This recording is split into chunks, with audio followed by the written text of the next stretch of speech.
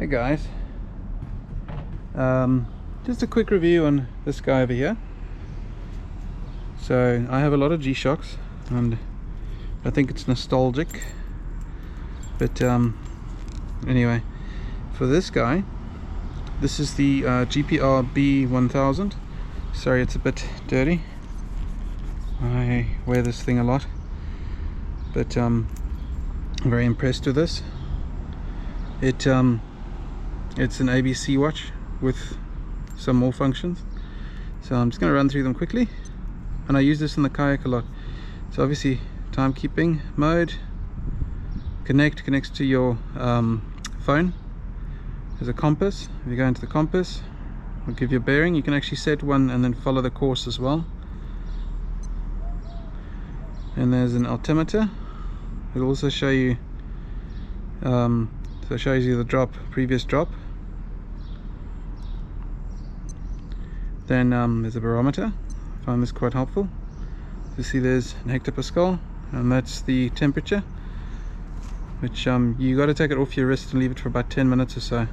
But there's also got the reason I use this in the water and camping and everything is it's got a weather warning, so when the air pressure drops you'll get an alarm, and then you know that probably the weather's looking a bit worse for wear. So it'll show a steep up and then coming down, or it'll have one that is a line going straight and then just dropping. So whenever that drops, you know that the weather's it may turn. And there's a sunrise sunset time, automatically adjusts in terms of your location. So world times obviously, like most or all G-Shocks I think. Tide and moon, I still have to adjust this properly, but mine's adjusted in terms of Jebel Ali. It'll show where the tide is currently and also the moon. And the normal stopwatch. It's got a timer and it's got world time, so you can set it. Mine's for Johannesburg, so I can obviously know that we're 2 hours ahead here in the UAE, but it's good to know with my family back home. What else do we have? Well, if we go back, you can check the display, so you can choose 24 or 12 hours, and then you can also change the screen to show it's basic, currently on basic, but you can change it to say this in barometer, for instance. So when you go back you can actually see it on the display, or you can also change it, excuse me, you can also change it to say world time. So you go back to the screen setting, you can say world time or sunrise sunset, and go back, and then you can have it that way. It depends on my mood and which I like. This is the closest. I do have a smartwatch, but I found myself leaning towards my G-Shocks again, and especially with my wrists. I got 22 centimeter wrists.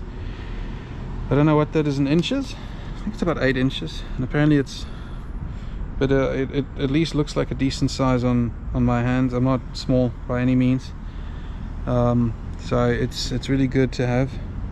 One of these wasps, one of these paper wasps stung me last year. It's I can't remember I think it's the Arabian paper wasp. I don't know if you can see it over there. Ooh, there we go, right there. And that was not a good experience. Anyway, so that is the G-Shock GPR-B1000, I think I said. The reason I like it is that it's recharged solar, and it's also rechargeable. Got a sapphire crystal, ceramic back, and it's the Rangeman. So it was actually the old Rangeman 9400. It was its replacement, and they discontinued it. They had it very short and then they discontinued it. But love this watch, absolutely love it. And shout out to G-Shock. You guys should never stop making these. It's also got the carbon fiber inlay. The only issue I have, like most people I think, is that I get rash when I start sweating with these bands. I'm gonna replace them with NATO straps and then just keep the originals, because I don't want to lose them, but I want to use it without getting this rash on my wrist. That's the only issue I have with G-Shock, is that there's this rash that I get. Otherwise, perfect watch. Love these watches, nice and thick for me, for my use. And yeah, I use them on the kayak all the time. I'll do another G-Shock review soon, and stay tuned.